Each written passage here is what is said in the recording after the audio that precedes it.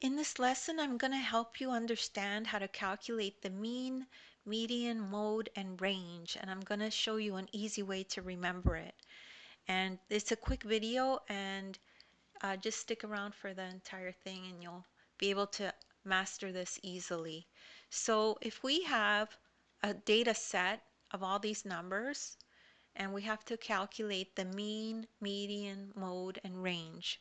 So the mean is the average, okay? It's the sum of the numbers. So you add up all the numbers and you divide by the number of the numbers. And how do you remember that? So the mean is, it's mean that you have to do all this arithmetic for the mean. So this is the one that is the most heavily arithmetic um, to do. So that's how you remember this equation. It's the sum of all the numbers divided by the number of numbers. So let's count the number of numbers. We have 11 numbers here. And then when we add all these up, we get 875 divided by the number of numbers, which is 11. So that equals to this number. And it's a repeating number, 79.545454.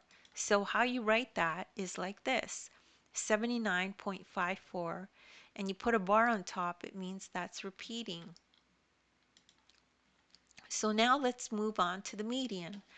Median means in the middle. So that's how you can remember that. So median is just the number in the middle. So it's this one. This is the number in the middle. We have 5 numbers on this side, 5 numbers on this side. So this is the number in the middle. It equals 82. Mode means the most.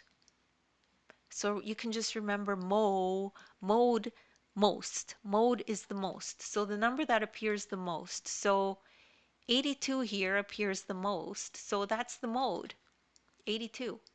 Then for the range, that's just the number spread, right? What is the spread of the numbers?